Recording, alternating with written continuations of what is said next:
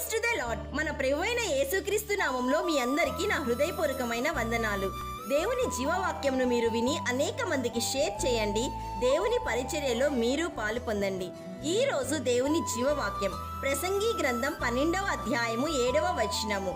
మన్నైనది వెనుకట వలనే మరలా భూమికి చేరును, ఆత్మ దాన్ని దయచేసిన దేవుని యొద్దకు మరలా పోవును.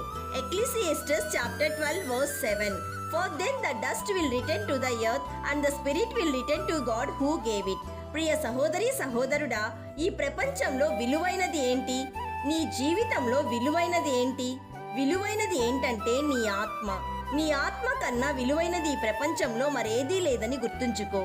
నీ ఆత్మ నిత్యమైనది, అక్షయమైనది. ఈ ప్రపంచం అందులోని సమస్తం గతించిపోవును, కానీ నీ ఆత్మకు మరణం లేదు.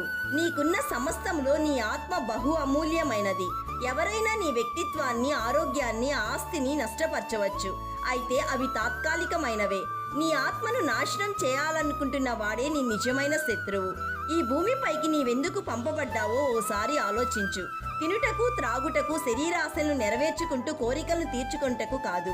ప్రియ దేవుని బిడ్డ, దేవుని వాక్యం సెలవిస్తుంది, నరుని ఆత్మ యెహోవా పెట్టిన దీపము. నీ ఆత్మ ఎప్పుడూ ప్రభువును, రక్షకుడునైన యేసయ్య యందే ఆనందించాలి. నీ ఆత్మను శరీరేచ్ఛల వలన, దుర్మార్గత వలన, దుష్టత్వం వలన నశింపచేయక ప్రభువుకేది ప్రీతికరమైనదో దానిని పరీక్షించుచు పవిత్రతలోను పరిశుద్ధతలోను నీ ఆత్మను కాపాడుకో. ఎందుకనగా ఆత్మ దాని దయచేసిన దేవుని యొద్దకే మరలా పోవును, దేవుని చేత తీర్పు తీర్చబడును. My dear friend, you are God's temple and the God spirit dwells in you. ప్రియ విశ్వాసి, అమర్త్యమైన ఆత్మ నిత్య జీవము చేరులాగున నీవు జీవించుము. ప్రభువును నిత్యం మహిమపరుస్తూ ఆయనను సంతోషపెట్టుము. ప్రార్థన చేసుకుందాం, ఏకీభవించండి. సర్వశక్తి కలిగిన దేవా, ఈ రోజు జీవవాక్యం ద్వారా మాతో మాట్లాడినందుకు మీ కృతజ్ఞతాస్తుతులు. తండ్రి, నీ స్వహస్తాలతో మమ్మల్ని నిర్మించి ఉన్నావు, జీవాత్మను మాలో ఉంచి ఉన్నావు. తండ్రి, ఈ ఆత్మను నీ ఎదుట పరిశుద్ధంగా, పవిత్రంగా నిలబెట్టుటకు కృప దయచేయండి.